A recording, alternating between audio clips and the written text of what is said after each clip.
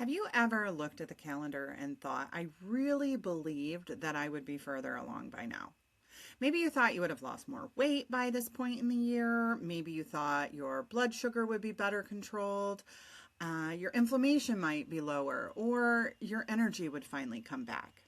Maybe you thought you would be exercising consistently, cooking more meals at home, sleeping better, or just feeling more comfortable in your own body. But here you are.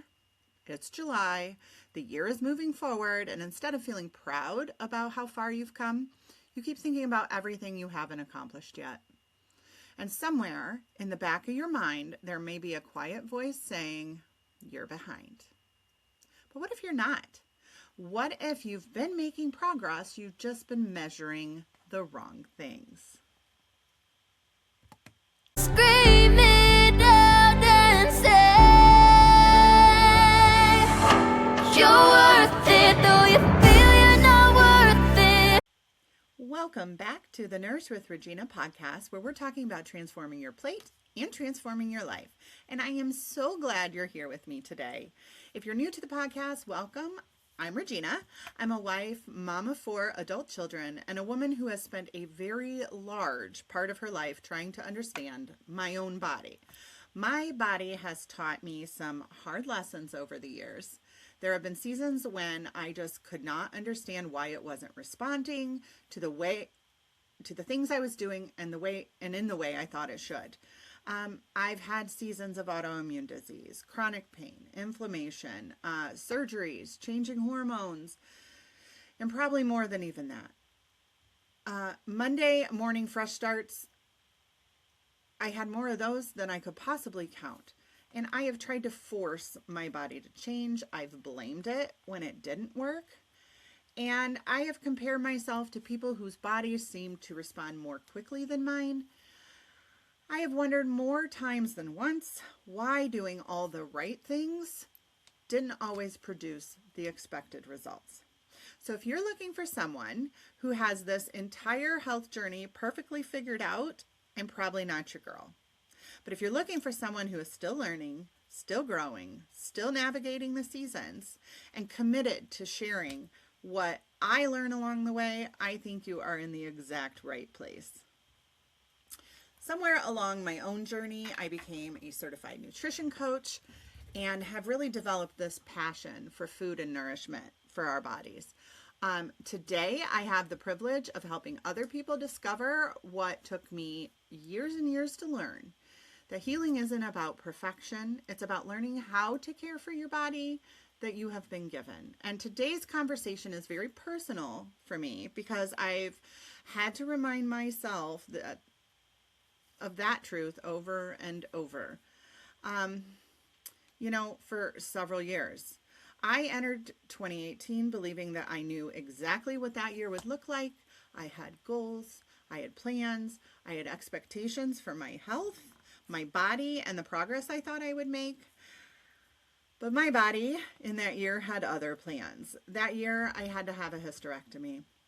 Now, I knew the surgery would require recovery. I understood that I would need to slow down for a while. I knew that there would be a healing process. But I don't think that I fully understood how much of that experience could affect my body beyond the initial surgery recovery. I don't think I was prepared for how different I would feel afterward. My hormones had changed, my energy had changed, my inflammation changed, my sleep was affected. My body didn't respond the same way it had before. And honestly, it hadn't exactly been easy to understand before the surgery. So now I was even more frustrated and more confused. I remember reaching a point where when the immediate recovery period was over, say that 6 weeks, when I could go back to work and I could drive, I could do things again. I started thinking, okay, now I should be able to get back to normal. I should be able to pick up right where I left off. I should be able to return to my routine, work toward my goals, get my body moving in that direction that I wanted it to go. and it should respond quickly. But my body didn't seem interested in following my timeline, and that was super frustrating because I was trying. I was paying attention to what I was eating. I was prioritizing protein. I was working on balanced meals. I was moving my body when I could, as much as I could without, pain or whatever. I was doing so many of the things that I would encourage my clients to do. But the progress that I expected, especially on the scale, wasn't happening. Or at least in my mind, it wasn't happening quick enough for me to recognize it as progress. I had moments when I wondered what I was doing wrong, and I was really hard on myself. I caught myself questioning whether I needed to eat less or work harder or be more disciplined or find a completely different approach. I felt that pull to blame myself. Like it was me. I was the problem. I was doing something wrong. I was failing, basically. Because when your body isn't changing the way you want it to, it's very easy to assume that the problem must be you, right? Maybe you're not disciplined enough. Maybe you haven't tried hard enough. Maybe you don't want it enough. Maybe you're doing something wrong or you've ruined your metabolism. I had that thought more than a few times. Maybe you waited too long. Your window has passed. You're aging. It's never going to work now. Maybe this is just simply the body that you're stuck with. And even when you know better, even when you understand the nutrition, hormones, stress, sleep, inflammation, and all the other things that can influence your health, those thoughts can still creep in. Because knowing the science and living inside a changing body are two very different experiences. There were times when I looked at the scale and felt as though it was confirming my absolute worst fear. You're not making progress. And I think this is where many of us can get stuck. We decide what progress looks like and what it's supposed to be before we even start the journey. We create a timeline really just based on some numbers we pluck out of the air. We picture ourselves steadily moving forward week after week with no interruptions, detours, illnesses, surgeries, family emergencies, stressful seasons, or unexpected changes. And then what always happens? Real life happens. And the route changes. The timeline changes. Our body changes. But instead of adjusting our expectations, a lot of times we just assume that we have failed. We look at the original plan and say, I should be here by now. I should have done this by now. That word should can carry so much shame. And I don't want that for you. But a lot of times we get into this should have dialogue with ourselves. I should weigh less by now. I should be stronger by now. I should have more energy by now. I should have better habits by now. I should be able to handle this by now. I should have figured this all out. But who decided that? Who decides exactly how long your body was allowed to take to recover? Who decided that healing has to happen according to a calendar? Who decided that every season of your life should produce visual, measurable progress? And who decided that the only progress that counts is the kind you see on a scale?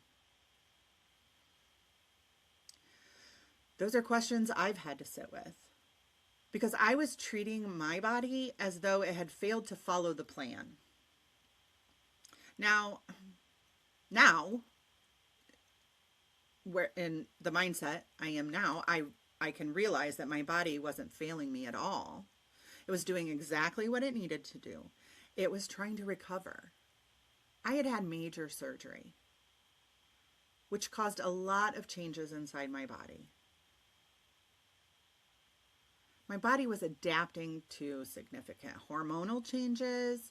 It was responding to stress, poor sleep, inflammation. Surgery in and of itself can be traumatic to our bodies. And then not to mention all the other demands that are being placed on it. It wasn't refusing to cooperate with me. It was asking me to cooperate with it. And that's such a different way to look at our bodies. For years, I thought my body was an enemy I had to fight. I thought I needed to control it, discipline it, shrink it, and force it to respond. Which, in all honesty, I think a lot of us, especially women, have been trained in that way of thinking our whole life. But over the past year especially, I've started to see something I couldn't see before.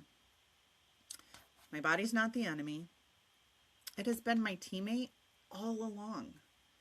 It has been doing everything it could to protect me, adapt, survive, and heal with the things that I've been giving it or withholding from it. It wasn't working against me. It was working for me. And once I began to consider that possibility, the season I had been calling a setback started to look very different. Because perhaps I wasn't falling behind. Perhaps my body was healing in ways that I had not yet learned to recognize. You know what made me laugh the other day? I was driving somewhere that I wasn't, really familiar with, so I put the address in my GPS and I missed a turn. Not by much, but my GPS says proceed to the route, and then a second later it's recalculating, trying to help me out, trying to find me a way there. And without missing a beat, it just adjusted. It didn't scold me. It didn't say, well, Regina, this day is ruined. Just go back home. You've blown it. Just turn around and go home. It didn't remind me that if I had just been paying attention, maybe I wouldn't be in this mess, or make me feel bad. It just quietly found another way to go and to get me where I needed to be. And I remember thinking, why am I kinder to myself when I'm driving than I am when I'm taking care of my health? We don't beat ourselves up for those little one-off mistakes because we're human. We all make them. But when it comes to our health, we are ruthless sometimes towards ourselves.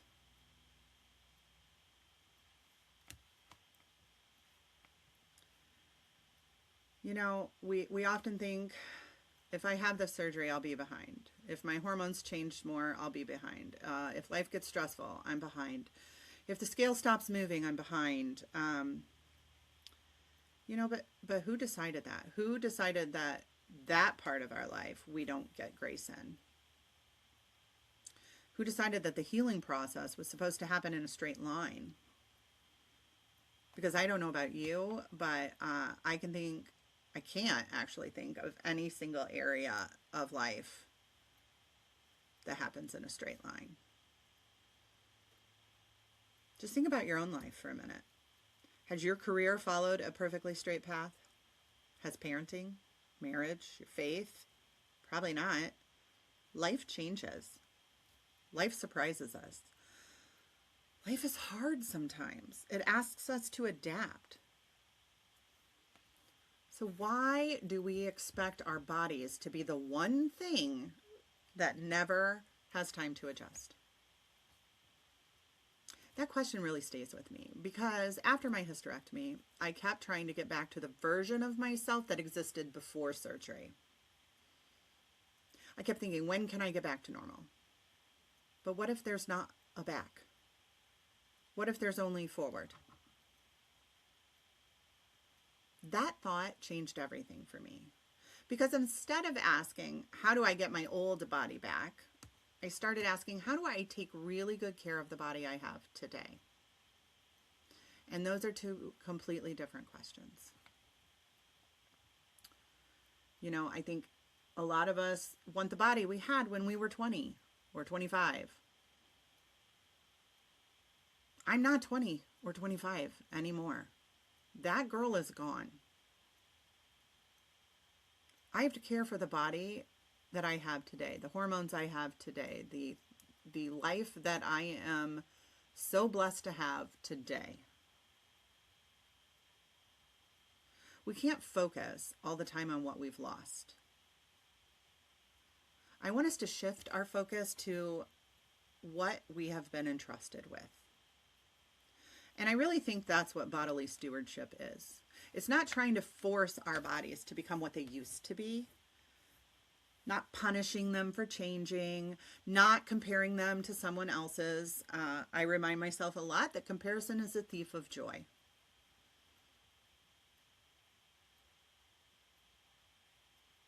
I want us to wake up each day and ask, Lord, how do I care for this body you've given me today?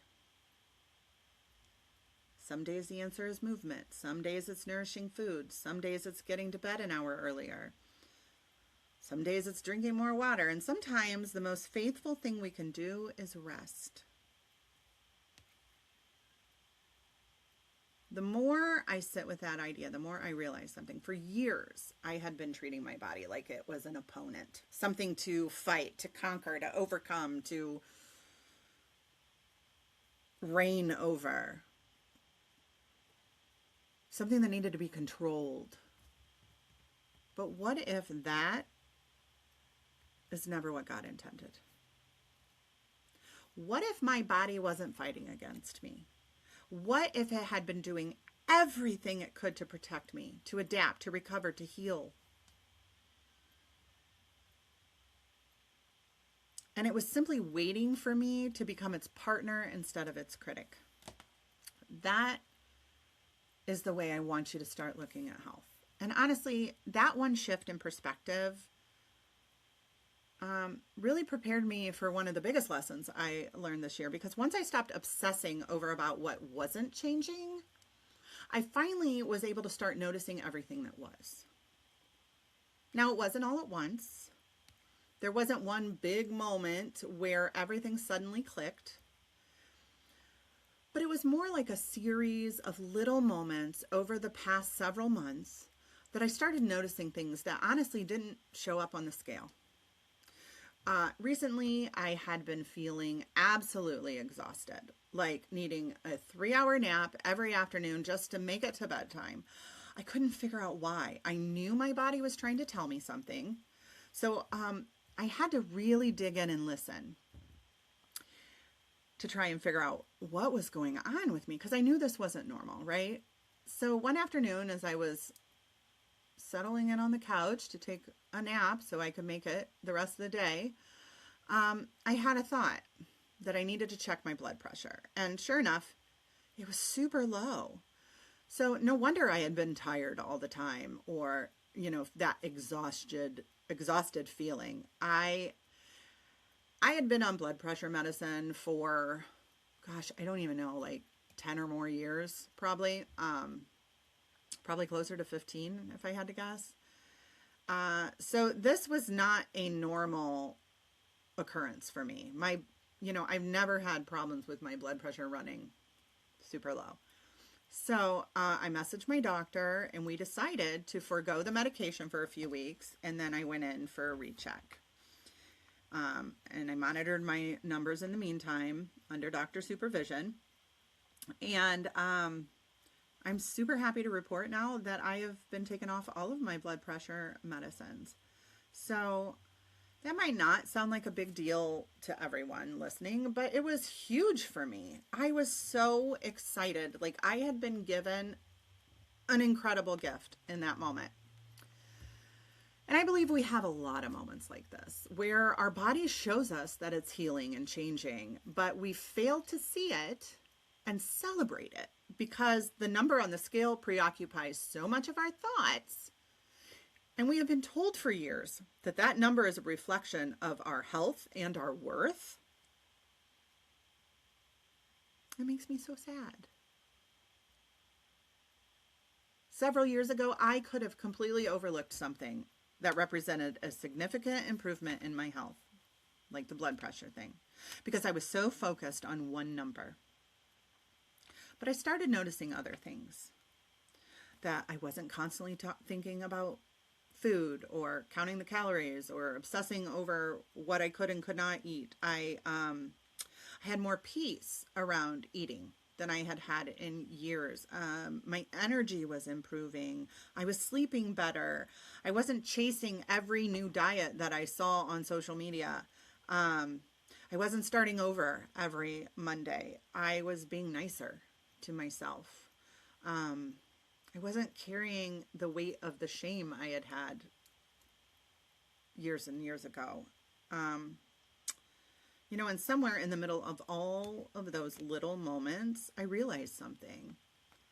The scale had been reporting one tiny piece of information. But I had been looking at it like it was telling the whole story.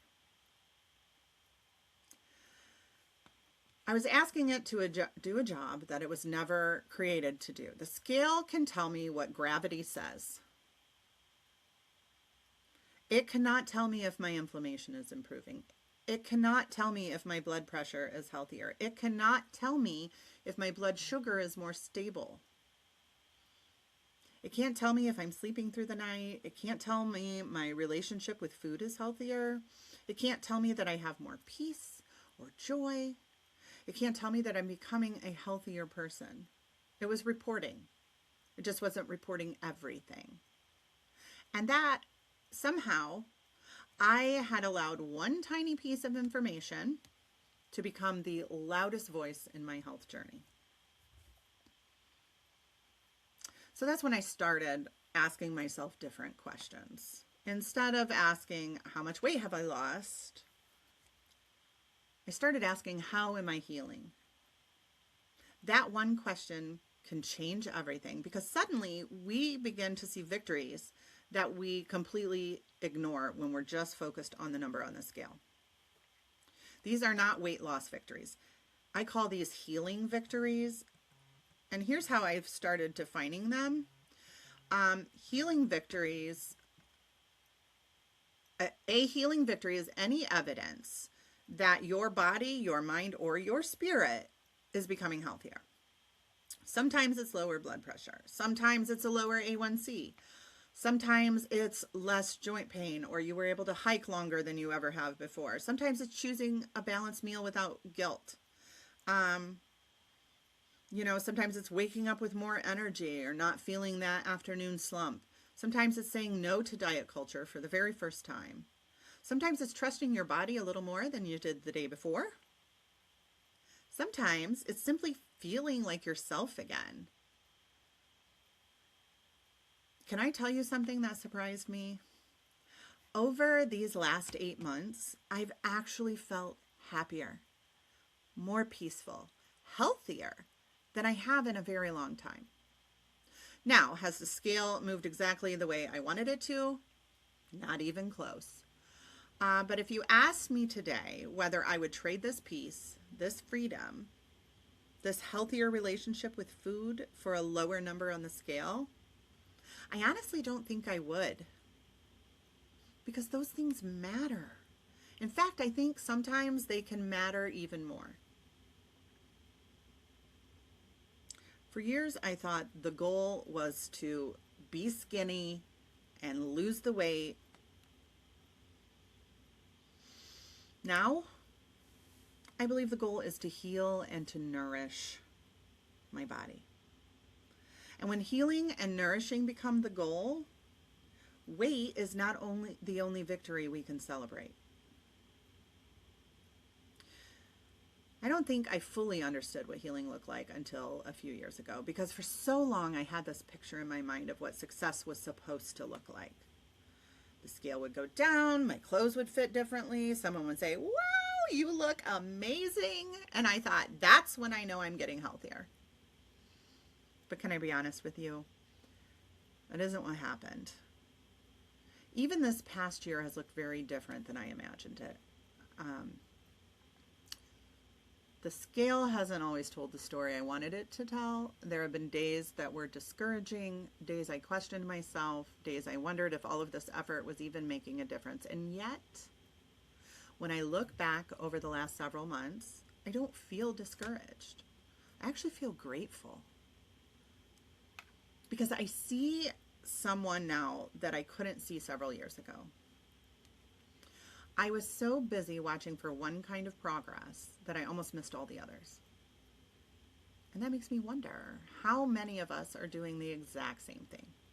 How many of us are standing in the middle of answered prayers while mourning the one prayer that hasn't been answered yet? I had prayed for better health. I had prayed for more energy. I wanted less inflammation. I wanted peace around food. I wanted to stop feeling like I was constantly fighting my body. And little by little, those things were happening. Not perfectly, not overnight, but they were happening. The problem wasn't that God wasn't answering my prayers. The problem was I kept checking the scale to see if he had.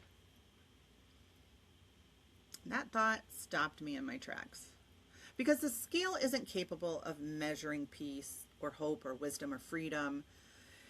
It can't measure a healthier relationship with food or better choices. It can't measure the confidence that comes finally from trusting your body instead of fearing it. And maybe that's why I was feeling so frustrated. I was asking one tiny tool to measure things that it was never designed to measure. And I was putting so much emphasis on it that it wasn't fair to myself.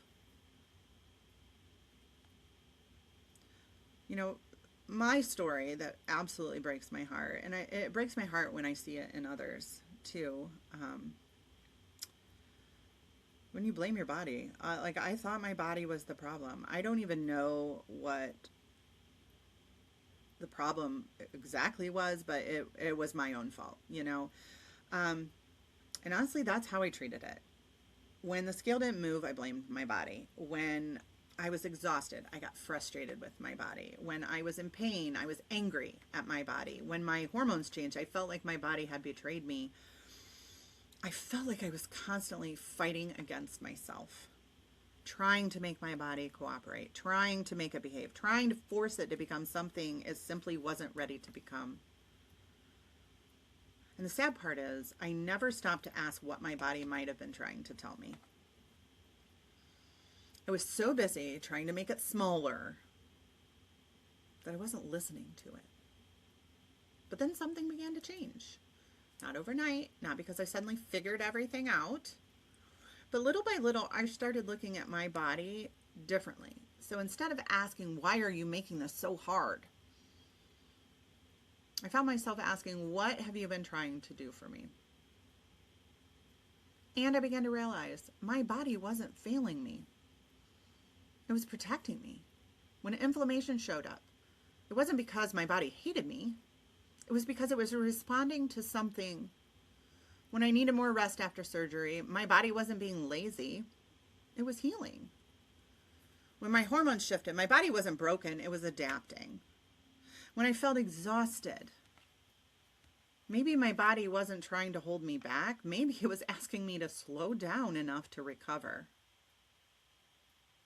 The more I thought about it, the more emotional it became. Because I realized I had spent years criticizing something that had been working so hard to keep me alive. Just think about that. Every heartbeat, every breath, every cut that has healed, every injury that it has recovered from, every infection that your immune system has fought off, every bone that has repaired itself, every night that your body keeps working while you're sleeping, cleaning your brain.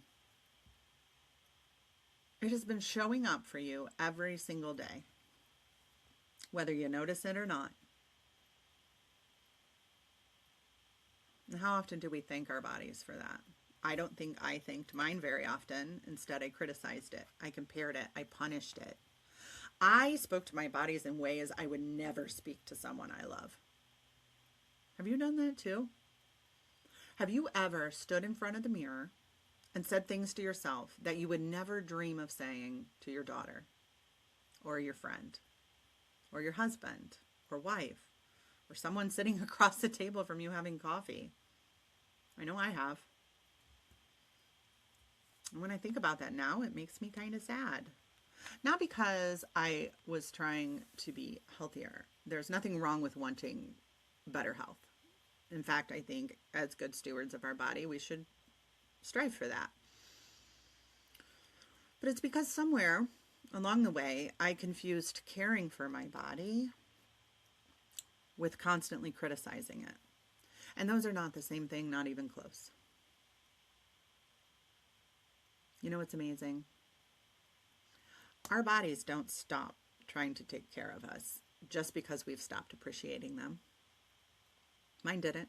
It just kept showing up day after day, doing everything it knew how to do.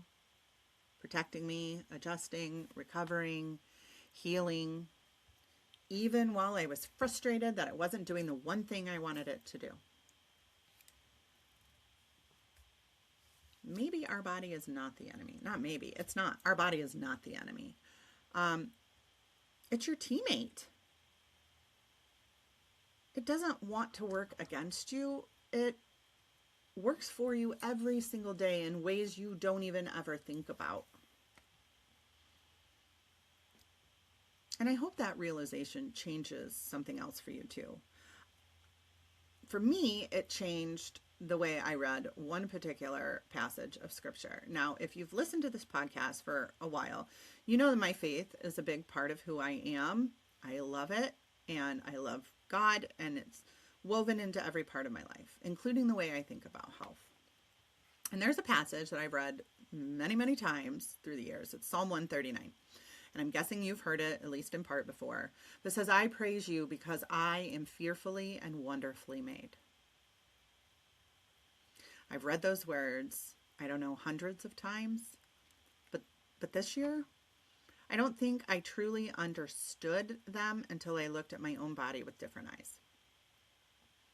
Because if I'm honest, for years I would read that verse and then I would walk into the bathroom, look in the mirror, and immediately start listing everything I wish was different. Have you done that? You leave church reminded you're wonderfully made, and by Monday morning you're criticizing your reflection. I am so guilty of this. More times over than I want to admit, probably. But then one day I caught myself and I thought, Regina, if you really believe that God created your body, why are you talking about his creation like it's a disappointment? That wasn't a condemning thought. It was an invitation to see myself differently, to lovingly look at myself, not through the lens of culture or comparison or unrealistic expectations, but through the eyes of the one who created me. And please hear what I'm not saying. I am not saying we stop caring for our health. I'm not saying we ignore disease. Or pretend, obesity doesn't matter, or decide that nutrition suddenly isn't important. Of course it is. That's literally what I do every single day. But I think we've gotten something backwards for years. I believed I had to earn the right to appreciate my body, that it had to look a certain way in order to have that appreciation. That once I lost enough weight, or I looked a certain way, or I reached a particular goal, then I could finally be proud of it. Then I could finally be grateful for it, or that I deserve to care for it. But what if that's the other way around? What if we care for our bodies because they're valuable? Not so they become valuable. Because they already are. That has changed the way I make decisions every single day.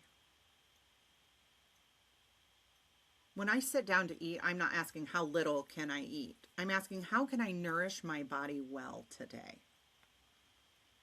When I am exhausted, I'm not asking how can I push through this? I'm asking, is my body asking for rest? When I'm stressed, I'm not asking what's wrong with me. I'm asking what support do I need right now? And ladies and gentlemen, it is okay to ask for help when we need it. Do you hear the difference in those questions?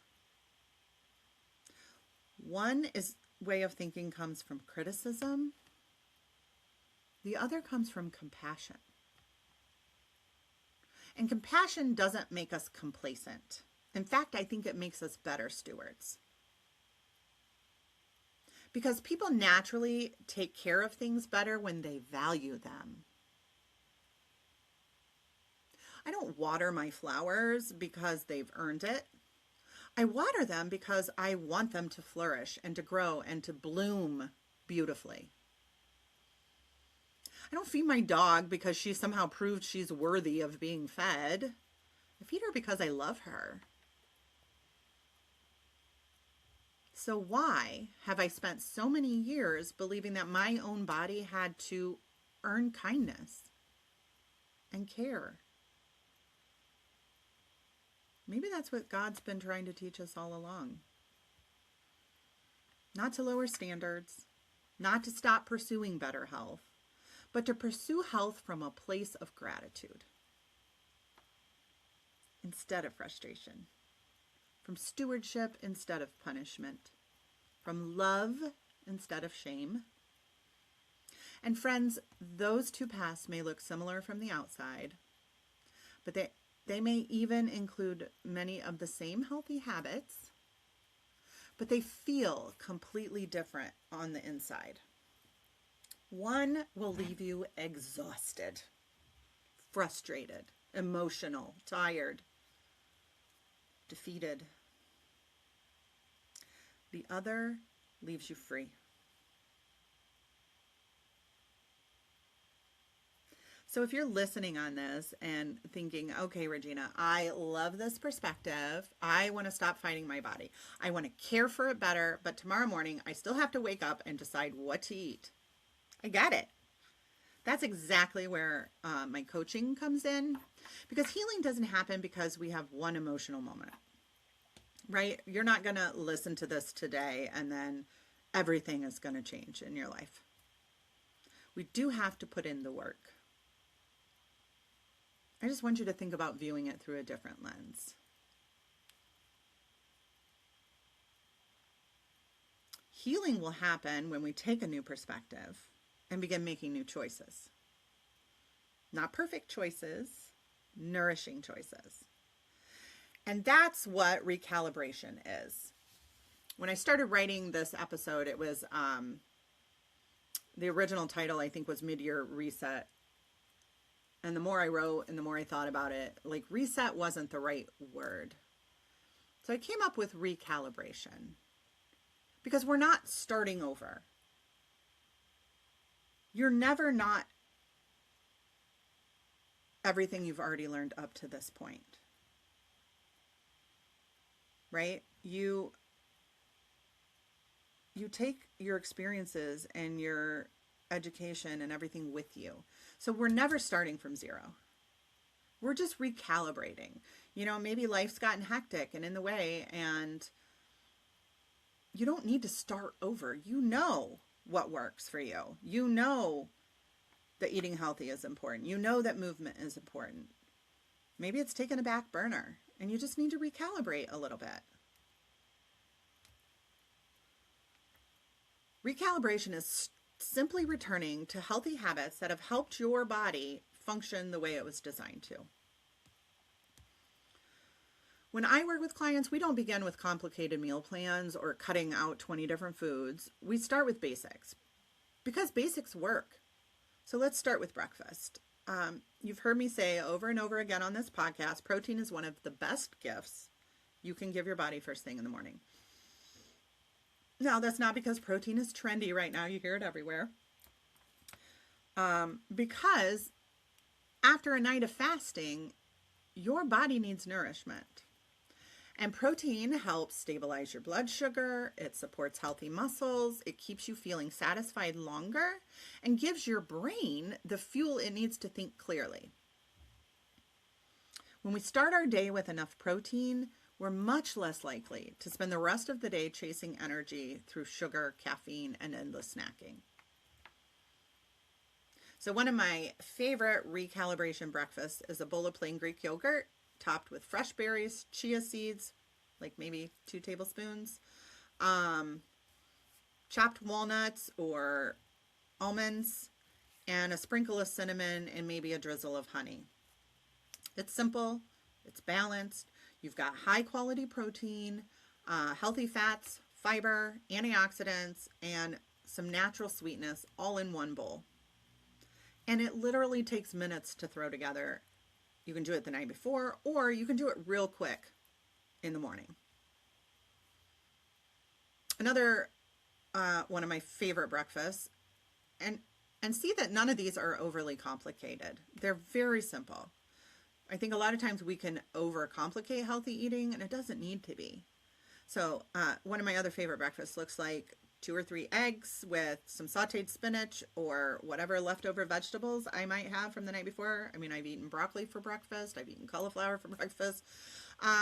Throw in some mushrooms and avocado. There you go. Nothing fancy. Just a healthy meal, real food that tells your body, I've got you. We are ready for this day. Right? Now let's talk about lunch.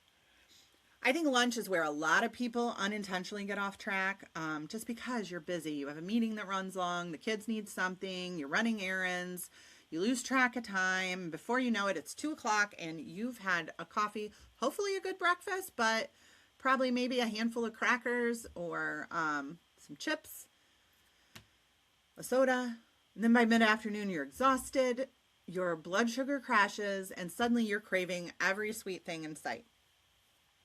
That is not a lack of willpower. That is biology. Your body is asking for fuel. So one of my favorite recalibration lunches is what I call a Nourish bowl.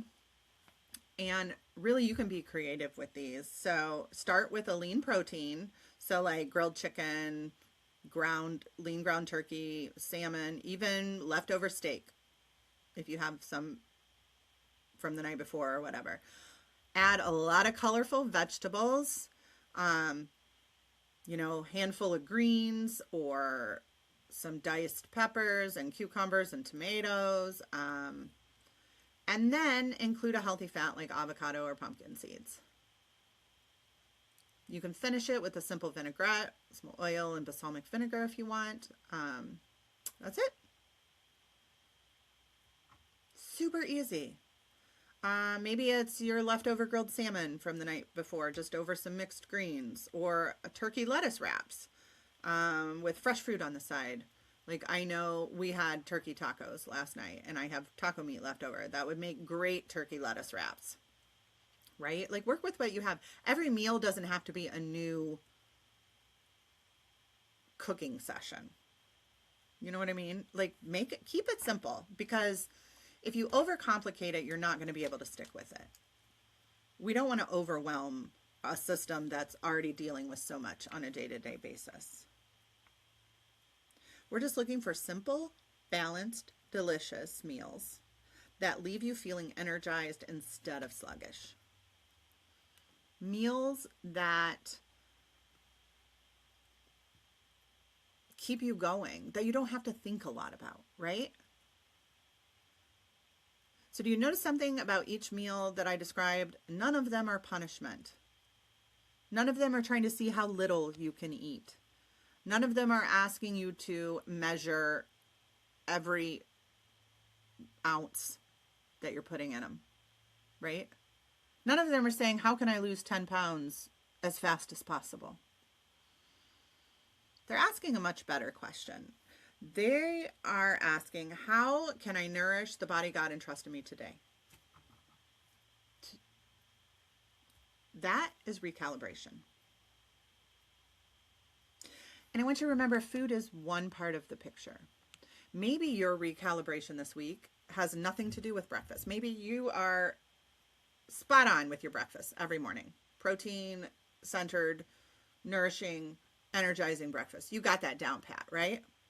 But maybe your recalibration this week is more movement. Or maybe it's filling your water bottle before you leave for work and making yourself drink it.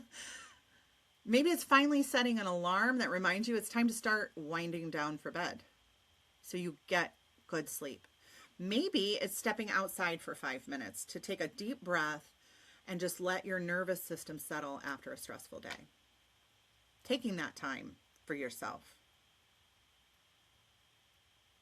The point isn't doing everything. The point is choosing one or two things that you can be consistent with, because consistency is what changes our health. Not intensity, not dramatic implementations, consistency. Healthy people aren't perfect. They're simply people who continue coming back to the habits that nourish them over and over and over again. And every time you choose to come back, you're recalibrating. Not because yesterday was a failure, but because today is another opportunity to care well for yourself. Before we wrap up today, I want to leave you with two simple questions, one to begin your day and one to end it. So if you want to get something and write these down, I would encourage that. But tomorrow morning, before you reach for your phone, before your feet even hit the floor,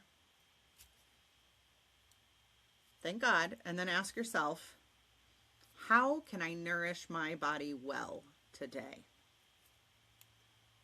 Notice I didn't say, how can I be perfect today? Or how can I lose weight today? Just, how can I care well for the body God has entrusted to me today? Maybe the answer is eating breakfast. Maybe it's packing your lunch so you're not tempted to grab something on the go. Maybe it's drinking more water. Maybe it's scheduling the doctor's appointment you've been putting off for a while. Maybe it's taking a walk after dinner with your spouse. Whatever it is, let it be one small act of stewardship. Then, before you go to bed, I want you to ask yourself one more question. What was my healing victory today? Maybe your healing victory was choosing protein-packed breakfast. Maybe it was saying no to shame after enjoying a dessert. Maybe you remembered to take your vitamins. Maybe it was getting 8 hours of sleep. Maybe it was asking for help, because remember, that's okay. Maybe it's simply believing for the first time in a long time that your body is worth caring for. Write it down. Celebrate it. Thank God for it. Because when we begin looking for healing, we start noticing it everywhere. And the more we notice it, the more grateful we become. And that's pretty cool. So if today's conversation encouraged you, I hope you'll keep going throughout the week. I'd love to hear what your healing victories are. Come find me on Facebook and Instagram at Nourish with Regina and send me a message or leave a comment. I truly love hearing your stories. One of my favorite parts of this community is celebrating those victories together. And if today's episode made you realize I know what I should be doing, but I just need someone to help me put it all together and stay accountable, I would love to help you. Through my one-on-one nutrition coaching and group coaching programs, I help people move beyond dieting and learn how to nourish their bodies in a way that supports lasting health. Whether you're navigating inflammation, blood sugar concerns, hormone changes, autoimmune disease, or just simply want to feel like yourself again, you don't have to figure it out alone. You can learn more about all of my coaching programs, download free resources, and find the recipes at the recalibration meals that we talked about today on my website at www.nourishwithregina.com. And if you haven't already, I'd be so grateful if you would subscribe to the podcast on YouTube, Spotify, or Apple Podcasts. Every subscription, review, and share helps this message reach someone who may need a little hope on their own health journey. Next Tuesday, we're going to dive into a topic that I know many of you have questions about. It's going to be the truth about metabolism after 40. If you've ever caught yourself saying, my metabolism is just broken, or I'm getting older, so there's really nothing I can do, I don't want you to miss this episode. We're going to separate facts from fiction and take science-backed look at what is happening to our metabolism as we age. We'll talk about muscle loss, hormones, activity, recovery, blood sugar, and why your metabolism isn't actually broken. It simply has different needs now. So more importantly, I'll give you practical, realistic strategies you can start using right away to support your metabolism for years to come. I think it's going to be an encouraging conversation, and I can't wait to share with you. Until then, remember, you are not behind. You are simply learning to care for the body that God has entrusted to you. And you don't have to earn love and care for your body. You can do it one meal, one choice, one healing victory at a time. I want to thank you so much for spending part of your day with me. I appreciate you, and I will see you next Tuesday. Until then, keep nourishing your body, one simple choice at a time. Bye.